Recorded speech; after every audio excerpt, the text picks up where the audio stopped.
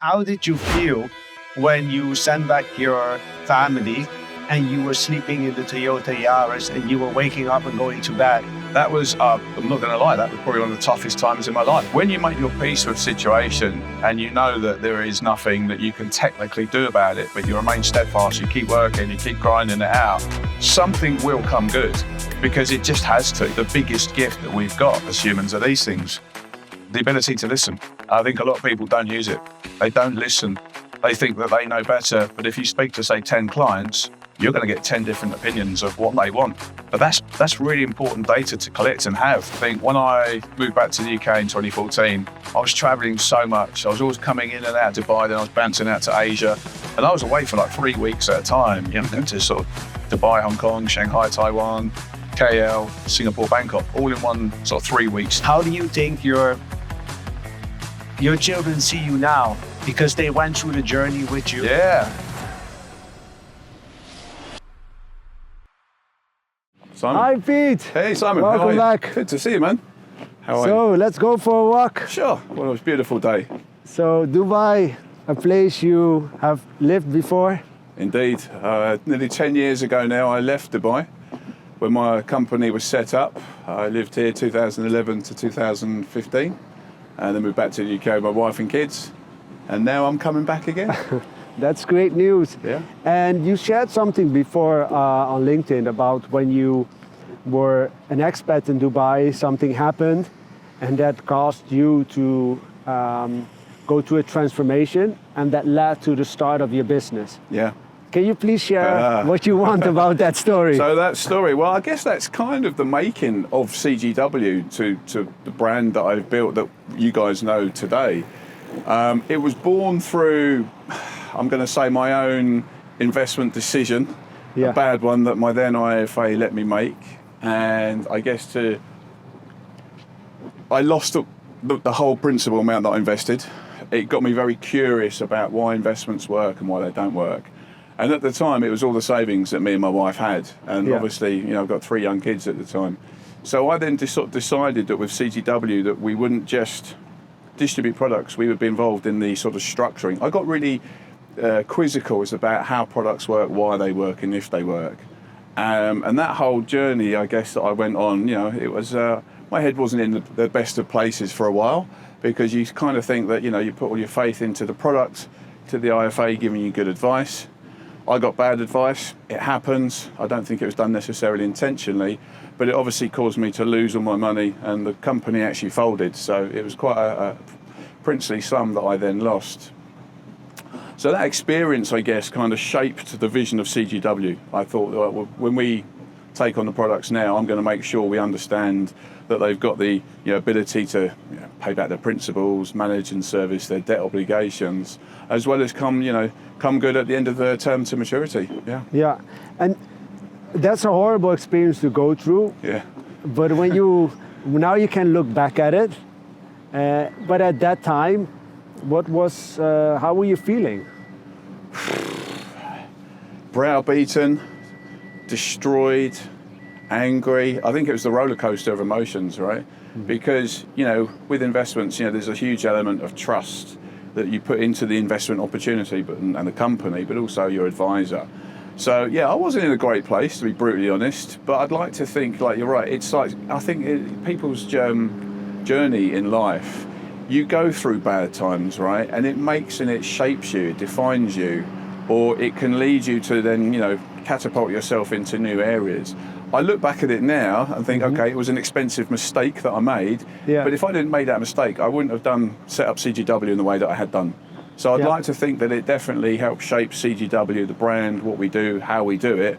And if I hadn't made that mistake, I don't think I'd have the successful company that I have today. Yeah, and now you're looking different at it. Now it catapulted you to start your own company, and it set you up for career transformation. Yeah. In that journey, what was the first steps where you were feeling like, wow, overwhelmed, or you're feeling like, oh, this might be a challenge, when you just were thinking, okay, let me start this company and do it differently? I think like anyone, I think at first there's an element of cutting your teeth, or finding finding out what to do in real time. You sort of learn on the job. And I think for me that was very much the case. I mean, my background is actually the music industry and media. So I've come from a completely different industry altogether, and I've done a complete 180 into investments and finance. I still kind of sometimes pinch myself and think, how have I ended up here today? But I've never thought it. I've always kind of been really into it. And my father was into banking. He was a banker himself. So I've always had a little bit of an intrigue in investments and finance. I think in terms of just being open to stuff, I think what I've noticed over the 13 years that we've been going, I think we've pivoted about 5 times. We've done a huge pivot just recently. I think it's that ability to stay open and stay adaptable. And I think like any businessman or any entrepreneur, I think it's that ability to, monitor trends, see what's current, what works, what doesn't work, why it works, put all that information and data, analyse it and see what people want. I think the biggest gift that we've got as humans are these things. The ability to listen. I think a lot of people don't use it. They don't listen. They think that they know better, but if you speak to, say, 10 clients, you're going to get 10 different opinions of what they want. But that's really important data to collect and have, because then when we're in a structuring mode, we've got 10 different points of view, if you like. So that helps us shape what we're doing and for the future as well. I went through a career transformation myself as well. I was working my family company back home, and we were in childhood daycare, nursery. So that was my background, working with parents, working with children, and then transforming into finance. So in the beginning, obviously, a lot of my people that knew me, my family, my friends were like, what is this? They don't really believe in you yet. It's always the strangers who later become your best relationships and clients that believe in you first. True. So who was that person for you, or those relations for you, that you first felt like, hey, they believe in me when you just started? I think that's a good question. Yeah, I think there was a few people actually that were quite instrumental in me. I think it was proven, I think the belief was ratified when we started to do what we said we were going to do. Yeah. So I think the early days of CGW, some of the product issuers that we work with, the ability for us to raise capital into their project, they then have the money in the project to expand the project. They look at you there and go, okay, these guys are good at what they're doing. Yeah. So the belief factor is high. So I think the early sort of supporters of CGW, where we raise capital for, we've obviously developed close relationships with these issuers. So I think their belief from them, they then gave us more projects to raise, more products to structure. So I guess they were the early supporters. And I think, again, the converse to that is, again, a lot of the IFAs, wealth managers, private bankers, and sort of some of the smaller family offices we deal with. I think when they have a project that we've given to them and the projects come to maturity and they've received their principal back as well, then again the belief is elevated, right? So you've got that proof of concept as well. So I think because we work with both elements here, they've both got their different role in what we do, because us sort of sit in the middle, we manage the relationships and we manage the issuers. So it's a case of there's that sort of push-pull going on at all times. So for us, I think the ability for something to come whole, you've got that proof of concept, you've got the belief, and then their belief in you is elevated, and then it can just lead to all sorts of weird and wonderful products to distribute, capital raising campaigns, and indeed I think it can actually lead to the introduction of more relationships that could be quite key and quite pivotal in the growth of the business. Yes, and then later in your career, when you become successful, the same people that questioned the decision you made in the beginning, they start to look at you differently. How was that? How do you feel when that is happening? I try to stay grounded, to be honest, Simon. I think for me, I think the belief is a personal thing, right? You believe in yourself, you've got the faith in yourself. Maybe other people might not have that same faith and belief in you, but you're right. I think when people then see that you've come true, or you said you're going to go off and raise 20 million into this project, and you actually do that, and they look at you and go, he did do what he said he was going to do. You're right, it's their perception changes. For me, I don't let it change me. It's just, I guess it's belief's a personal thing, right? Yeah. So as long as you've got that belief in yourself to know you did it, and they say, wow, you actually did do it, and they look surprised, you're like, yeah, I knew I'd do it. Yeah. And one of the things that you shared on your LinkedIn was that you bought a car, and you were not necessarily trying to show off that you bought a car, but it was more a symbolic statement of the journey you went through, and that you were able to be in a position to buy such a car. Can you share a little bit more about that? I'm laughing because it was a little bit cringy for me. I didn't really want to do this post. My team made me do it because exactly what you said. They're like, excuse me, Pete, I didn't want to do it to brag, to say, hey, look at me, I've got a nice sports car. It was a case of a motivational thing, because we were trying to build our own brand. We were trying to show that, a lot of people do the flex, right, with the watch or the car, and I didn't want to be that guy. And they said, no, it's a good picture to use. It was parked outside a nice hotel in London. But for me, it served more as a motivational post. I think the other story to that, I don't know if you know that, because I did post this on LinkedIn, was when I lived out here in 2014, I was owed a lot of consultancy money. This is in the early days of CGW. And I had to send my wife and kids back to the UK. I had to, and you can see I'm 6'4", I had to go and live in my Toyota Yaris. Because I couldn't afford my rent out here anymore. I literally just had enough money to send money home to my family each month. So I've experienced the tough times out here, but I think it served me, to stay resilient, to stay steadfast, to stay believing in what I'm doing. So the two posts are actually there as the sort of polar opposites to demonstrate from, living in a small tiny little white Toyota Yaris to having the McLaren, after say a 10-year journey. It was really served, the purpose of that post was just to be more inspirational than anything, to show, stay true to your dreams, stay focused, stay believe in yourself, and anything can be achieved. That's really what it was about. And how did you feel when you sent back your family and you were sleeping in the Toyota Yaris and you were waking up and going to bed? If I can bring you back to that time. Yeah, that was, I'm not going to lie, that was probably one of the toughest times in my life, because me and my wife and kids had lived here I'd lived here for 4 years. The wife and kids had lived here for 3 years, so we were together as a family here. Great times. My kids learned to read and write Arabic. We lived in a nice villa. CGW was obviously in its infancy at the time. I had made my peace with that situation, because I knew that my back was against the wall. I knew that at least I had somewhere to sleep at night. I was working really hard in the office in the daytime. I was going to the gym in the morning, having a workout, shave, a shower, getting my food, putting my suit on, going to the office till 10 o'clock at night. I was the first one in and the last one out, and then I'd go off and I'd made a rudimentary mattress and in the passenger sort of it's the small Toyota Yaris as well, the little hatchback ones, not the big ones. I was imagining the big ones. It's the small ones, the really small ones. That's the joke, because people look at me and go, you were driving that?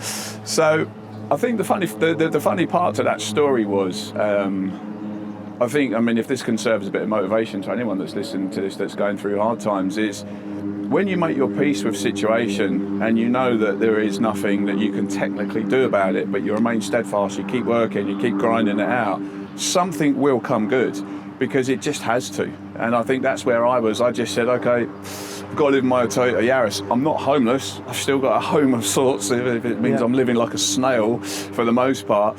And then the end to this story, it does end quite handsomely, is that within 3 days of living in my Toyota Yaris, I did a big deal, which at the time the company I was consulting for was a real estate company. It was the biggest real estate deal that had been done. Now that obviously furnished me with cash to again just start living normally again. But that's actually when I decided to move back to the UK, and then things just went like that for CGW. So it was one of those decisions at the time, you look at it and think it's about survival, and that's where my mindset was, pure survival. I've got to get through this, at least I can live, and I'm doing this. I've made some huge sacrifices.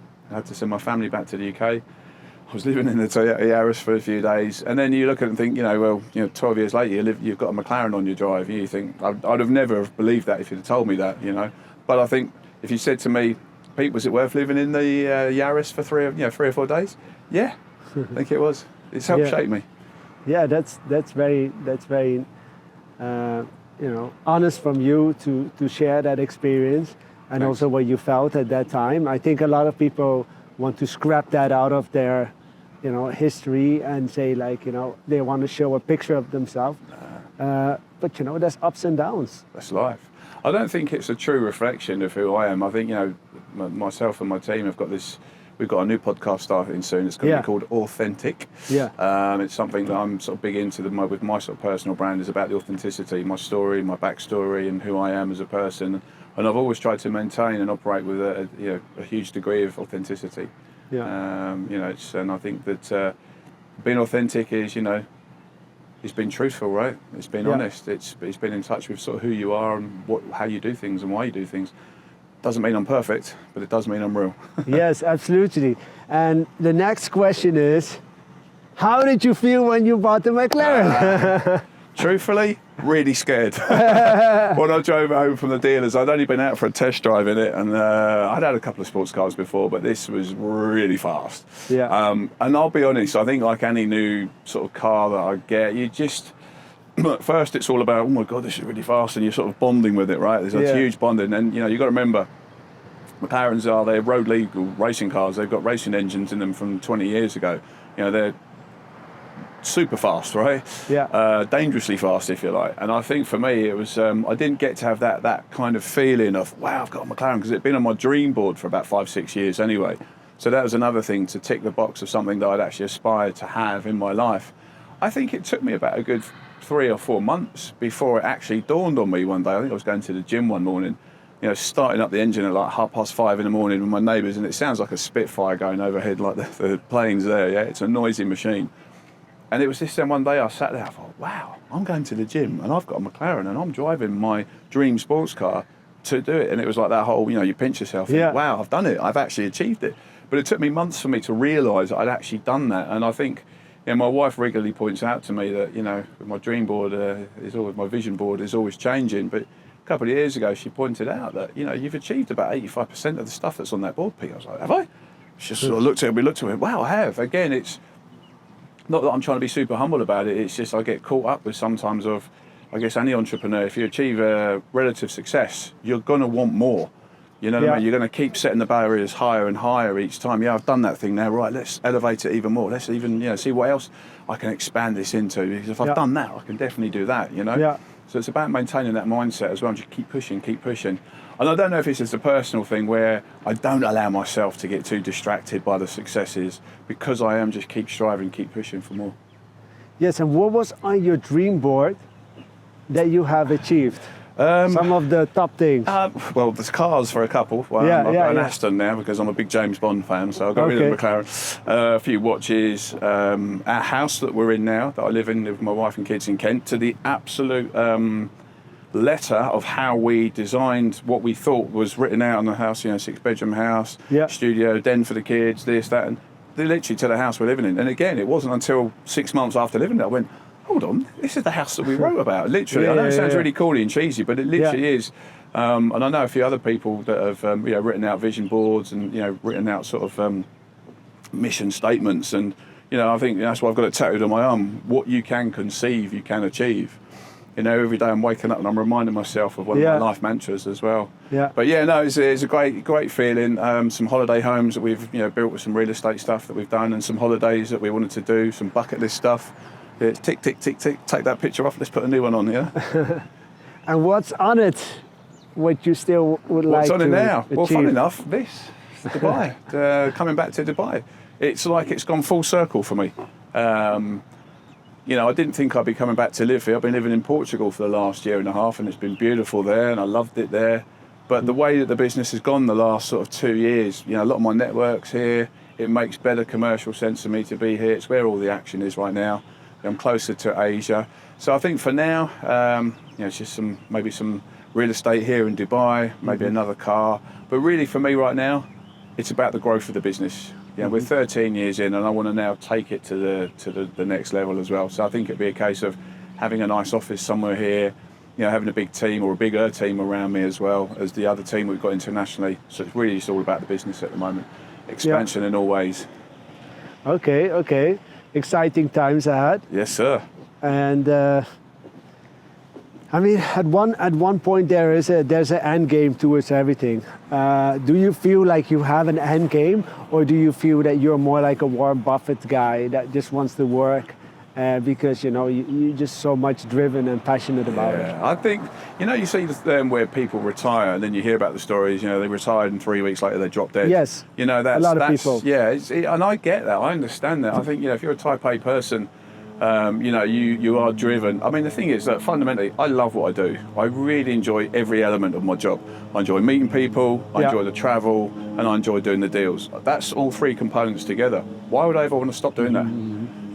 My life and the work that I do, it does give me a little bit of flexibility. If I want to go and take a 2-day holiday, I can. I won't, but even if I'm on that holiday, I'm still on my laptop, right? It's like, I said to my wife once, been on this holiday, she said, you're always on your bloody laptop. I said, yeah, but if I'm not on my laptop, you wouldn't have this holiday. She's like, good point. So I think it's important to have a supporting partner around you. But yeah, I would absolutely, even if I'm 70, I'll still be doing deals. Maybe I'll pass the company down to my sons, maybe I'll sell it.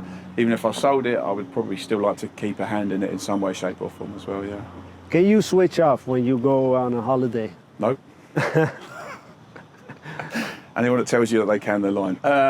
Okay, truth. I do give myself a lot of me time. I try to do it every day though. I try to reward myself every day in some small way. It could be just a workout at the gym, a morning walk, which I do love my morning walks. It could be a massage, meditation. There are little things that I do in my stressful day to just devote that little bit of time to me to help me just keep in check, keep balanced. If I'm on holiday, I do know if it's a proper holiday where it's a 7 or a 10-day holiday, I find that the first 2 to 3 days I do switch off, which is great, and then I do find myself unplugged and unwound. But after about the 4th or 5th day, I start to get itchy, and I'm like, right, what can I do? What's going on? Where's the action? Do you know what I mean? Checking your phone? I think the thing is, it's like, I know that I've had that little bit of downtime, but I don't know if it's just me personally, I don't know if other people feel like this, but I do sort of sense that I only need 3 or 4 days to just unwind, and then I'll work at maybe 50% capacity. So, you might be in and out of the pool or the sea and then doing some emails and stuff. It's that kind of still keeping a hand in. But I think if you've got your own business or you're an entrepreneur with multiple businesses, I think it's hard to truly just turn everything off and go, you know what, down tools, see you in 2 weeks. Yeah. Unless you've got huge teams behind you, but I think I'm not at that level yet. We're still growing the business. I'm still very hands-on in every aspect of the business, and I enjoy it more importantly. I think that's also partially how people can switch off or not. Is if you are involved all the time yourself, then you feel that not responding to an email or answering a call or answering a WhatsApp, you feel that you're letting people down. 100%. And you don't want to do that because you have never done that in the past.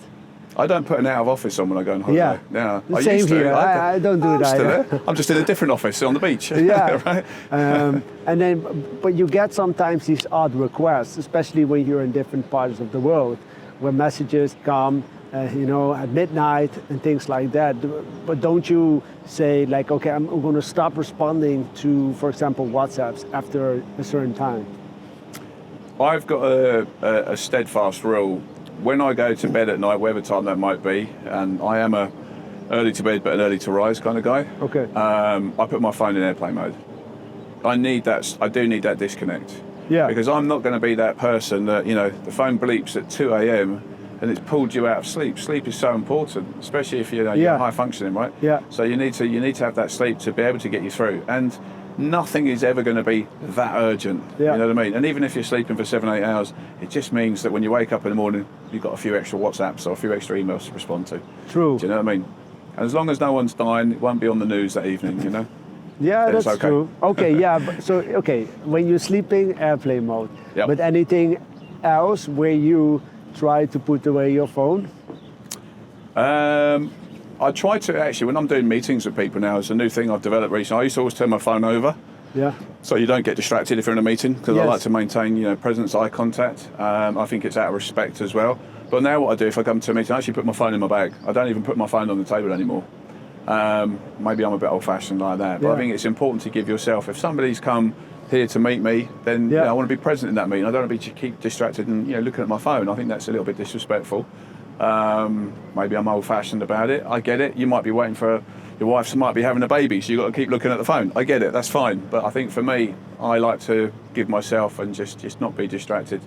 If I'm in restaurants, I do turn the phone over because I think we're so addicted to our phones now, right? Yeah. It's so easy just to allow ourselves to be distracted, but I think like they almost like run our lives, right? I mean, don't get me wrong, they're an important piece of kit to have, but I think this is also equally as important. Yeah. And I think this is missing a lot of people now, you know, especially if you're with people and they're just all, you know, all about the selfies and stuff. You're like, come on. Yeah, true. But it's about the relationship then, right? A relationship where when you feel like you can respond quickly to people versus also being in the moment and knowing the difference. And you do a lot of Zoom calls as well. But then I think you also like to meet people in person. Can you tell me a little bit more about how you try to manage those two things? Yeah, that's tough. I mean, I think we said this earlier before we started filming that we do talk for a living, right? Yeah. It's whether it's talking on a Zoom call, talking in person, talking on a whatever, you know, it's about sharing, you know, it's gentle cooperation. I think for me, you know, Zoom during the pandemic was a bit of a revelation because I didn't or couldn't travel. I've always maintained a sort of, I love to meet people and I love to travel. So for me, you know, getting on a plane is just like getting on in a taxi for me, you know, and I love to go and then meet the people and have this sort of direct interaction. Yeah. I think Zooms are great for the short form, and I think they're a good way to sort of start a relationship, and you know, it's a good way to sort of qualify your prospects or to qualify people if you think, yeah, we can do business together, or no, we can't, to get that initial kind of conversation going. But I think the in-persons, you just can't beat an in-person meeting anywhere in the world. Do you know what I mean? Body language, you can read people, there's just a warmer connection as well, and I think it's, you know, I said this to my team, we are in the relationship game, fundamentally, whichever way you look at it. And I think relationships can only truly be built with this, you know? Yeah. Talking about relationships, I just want to make a jump to your family, if you're okay with it. Yeah, of course. You posted something about that you went to New York with your wife. It was a birthday present. It came a little bit later. You're very well researched, aren't you? I'll tell you. And you had some things lined up that you like to do, like Broadway and some other things. Can you tell a little bit more about that birthday gift and why it took a little bit longer and how it was to get it? So just the backstory, so everyone knows the backstory. So for my 30th birthday, my wife said she'd take me to New York because I've always wanted to go to New York. Yeah.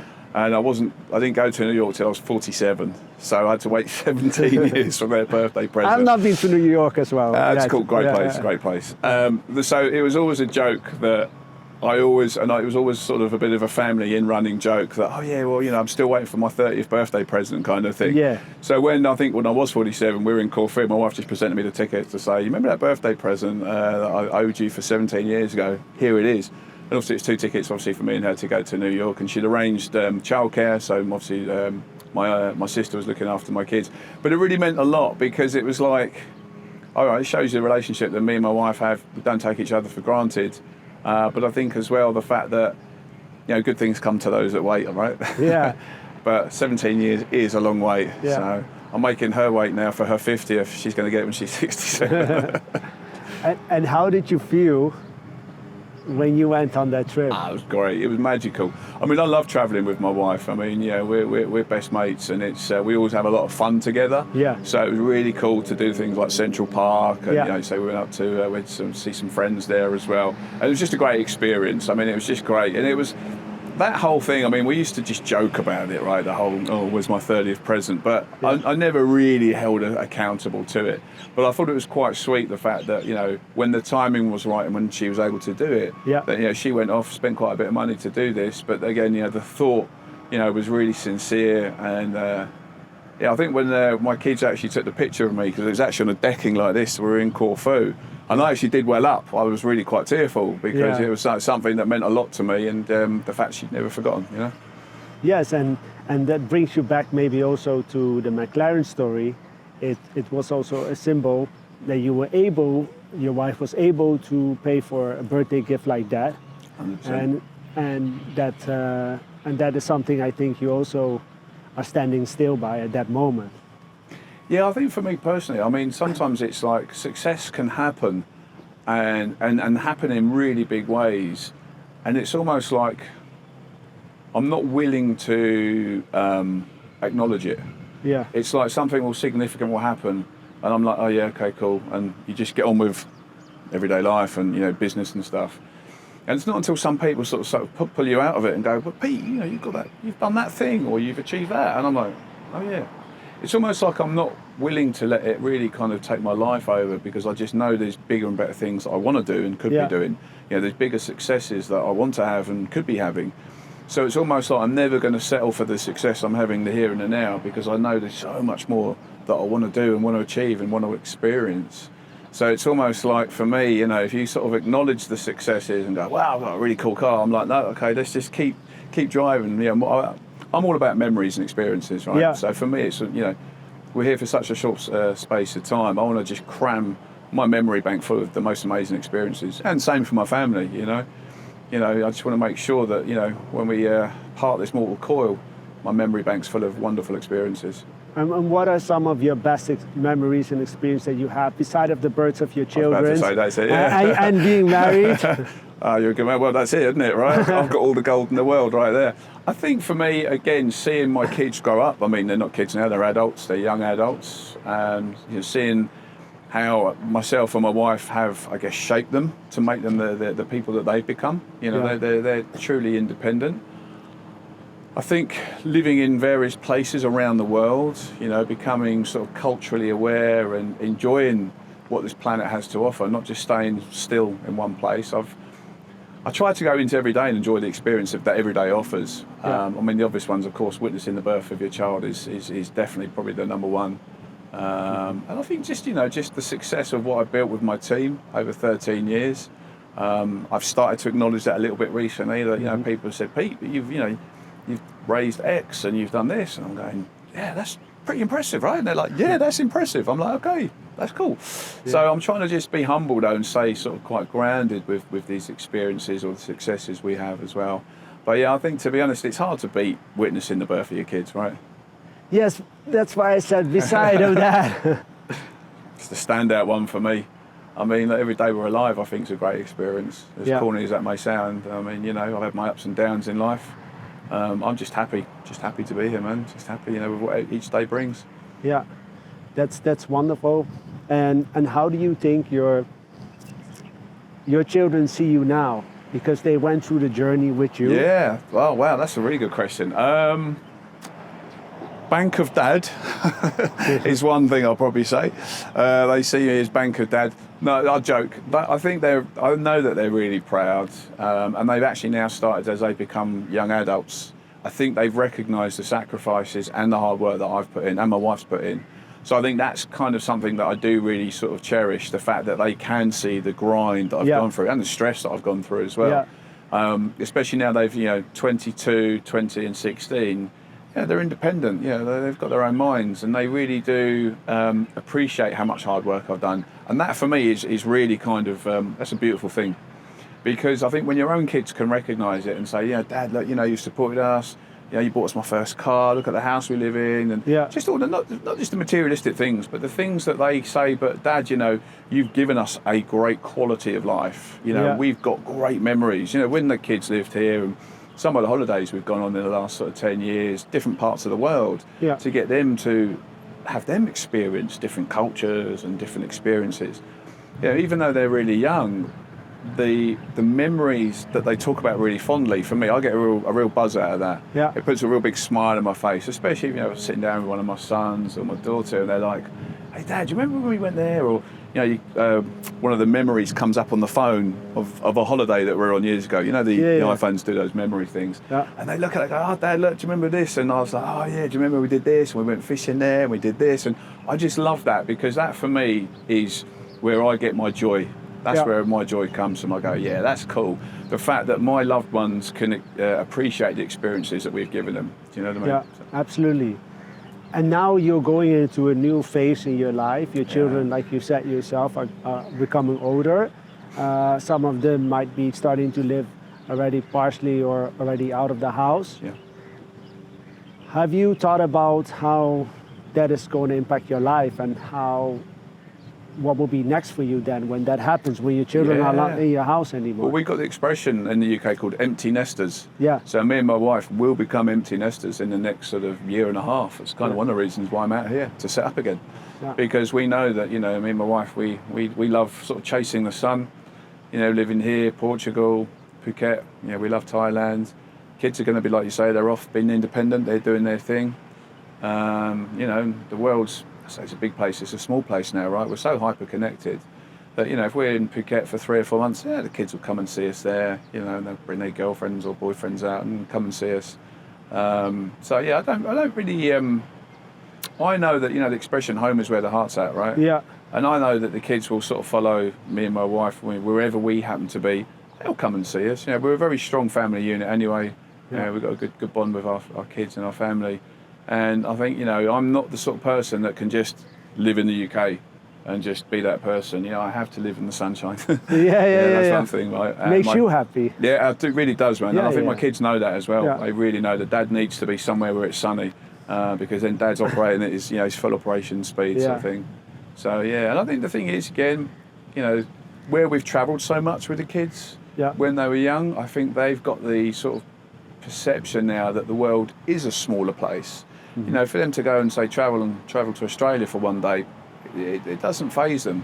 I love that. I think for me and my wife, we said recently, I think the biggest gift that you can give your kids is the gift of your time, number one. Yeah. But also the gift of travel. I think travel just completely sets them up for life. Yes, it does indeed, and it shows them also that the world is bigger, and exposes them to new cultures and makes them better people. Worldly wise, I call it. Yeah. Worldly wise. Yeah, totally agree. And then also, of course, living abroad helps that as well, that experience. Yeah. Did you feel when you came back to the UK that you had a little bit of time to reconnect with the life in the UK after living abroad? Yeah, it was quite interesting. I think just going down to my local supermarket around the corner and getting a bottle of red wine and walking home with it at 7 o'clock at night. Oh, is that allowed? It was quite a novelty to be honest. I mean, I think for me the obvious thing when we moved back to the UK in 2014 was the cost of living was a lot cheaper than out here. Yeah. I know it's increased dramatically since. Okay, that's progress and that's the trade-off, right? It's inflation for you. But I think at first there was definitely a bit of a honeymoon period when I moved back to the UK. Yeah. But I was still coming in and out of Dubai. I've got my team here, or some of my team here, and my office here. I've got a business partner here for another business as well. So I was always in and out. So I never really left Dubai, if you know what I mean. But I think living back in the UK, and then I think after 3 or 4 years, I started to go, the grass isn't greener. I started to miss Dubai a little bit. And I think, again, as I say, it's come full circle. Here I am again talking to you, and I've just set up my company again, and I'm moving back. Yeah. So here we go again. Okay, and what can you talk us a little bit through that step? Like when do you think you will be here permanently, and when do you think more of that will evolve? I'll be here permanently in 3 weeks' time. Okay. Yeah. That's very short. Yeah. That probably after the podcast comes out. So we're basically, I've set the company up, just sorted my visa out. I've got a place to live. I'm back. Yeah. Let's go. Dubai. Okay. Let's go. And are you coming alone or with Yeah, so my wife's obviously still sort of managing the house back in the UK, and obviously my daughter's at college as well. So she'll be sort of toing and froing. Yeah. I think for the next sort of year and a half, I'll be travelling in and out of the region constantly. I do a lot of stuff out in Asia and LATAM. So I'll be constantly just flying out. And I think that's the great thing about Dubai, is it's that centre of the world, right? Yeah. It really is accessible to wherever you want to go. So I kind of like that. And again, as you know, it's become a bit of a financial hub for guys like us. Yeah. So it's really a great place to be. And, there's a lot of interesting people out here. In the 10 years I've been living back in the UK, Dubai has grown exponentially, to the point where it's attracted me to come back. Yeah. Because I know now this is the hub, this is where all the action is. I need to be here, it's that simple. And as I say, my kids aren't kids anymore. They're young adults, and they're cool. They'll come and see me, they'll pop in and out, Yeah. They love it here, so they'll pop in and see Pops for a bit. Good. And you were saying that it's important to be here because you have business in Asia and Latin America, you mentioned as well. Can you talk us a little bit through how that works, how you ended up setting that up, and how that impacts your business now? Yeah, well, I mean, I've always, as I said, I love travelling. And I think when I moved back to the UK in 2014, I was travelling so much. I was always coming in and out of Dubai, then I was bouncing out to Asia, and I was away for like 3 weeks at a time. You know, going to sort of Dubai, Hong Kong, Shanghai, Taiwan, KL, Singapore, Bangkok, all in one sort of 3-week stint. Yeah. And I was travelling. I was away for 3 weeks. I'd go back to the UK for like 4 weeks. Then I'd go away for 3 weeks. Yeah. There might be a week in LATAM, bouncing around there, building networks and building the relationships. Again, you know, everything's done sort of face to face. So there was a lot of travelling as well. There always will be the necessity to travel. I think, you know, as I said, fundamentally we are in a relationship game, and I think relationships can only be, you know, fostered and cultivated in real time and in person. And it's something that I relish and enjoy doing. So, yeah, building the networks there. I mean, it's hard. You know, it's expected that you will come in person. Yeah. You've got to put yourself out, but you know that's your business, right? So your business is, you know, to be a travelling sort of businessman, then you've got to go out there. You've got to slog it. But as I say, for me, I see travel as a privilege. You know, I think it's great to be that. You know, I'm sitting up there, you know, watching a film and chilling out and relaxing, going, yeah, this is work. You know. Yeah. This is work, you know, going to meet people, taking people out for dinner, building relationships. I mean, there's a lot harder work that people could be doing, you know what I mean? Yeah. Just look at the labourers out here. That's work. That's real graft, you know what I mean? They're grinding it. But as I say, you know, the grind never stops. Getting on planes never stops. Building the networks. I think it's important that you've got to keep building the relationships.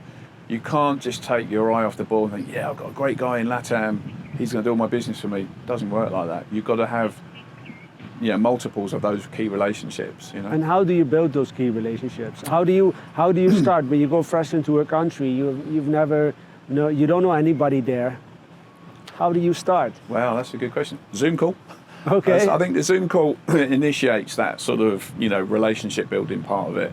I think that, you know, that first Zoom call, you get a feeling for people, right? Yeah. Sometimes you might not have the ability. It might just be a phone call, and then you've got to go and meet them in person. So I think in terms of, you know, just staying on top of it and building the relationships, I mean, it's just a necessity for what we do. You know, I still consider myself a glorified BDM, to be honest.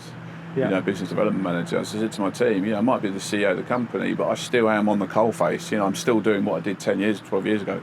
Do you know what I mean? I'm still doing what I've always done, which is just building relationships. Okay, so your first step is that you try to have a Zoom call with people and try to basically set up the meetings for the countries that you want to visit. Yep. And then once you have done that and you have set appointments ahead of time, you will fly over there, follow that schedule. Hopefully something else unexpectedly jumps in, right? Yep. That happens sometimes. All the time, yeah, every time. Can you tell me one time of an example of something very nice that unexpectedly happened when you went to a country?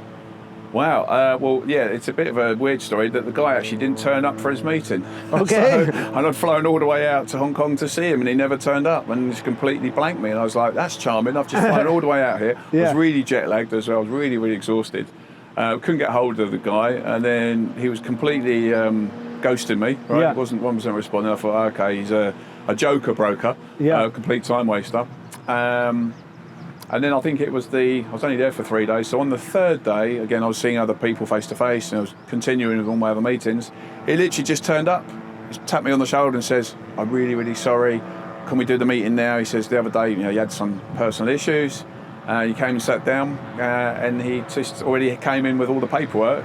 Not only was he signing up his terms of business with me, but he actually did a very big deal into one of our products. So we had Raise of Colours.